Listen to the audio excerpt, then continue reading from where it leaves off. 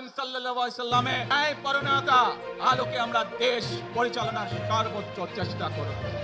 প্রসঙ্গটা জটিল, কিন্তু কথা হবে আজ সত্য এবং ন্যায়ের পক্ষে। একদিকে ফখরুল সাহেব বলে আমরা শরিয়া আইন মানি না, অন্যদিকে জনাব তারেক রহমান বলে দেশ করব নবী সুন্নাহর আলোকে। সত্য এবং ন্যায়ের লড়াইয়ে চ্যানেলটিকে সাবস্ক্রাইব করুন। বাস্তবটা তাহলে কি? তাহলে কে মিথ্যা বলে?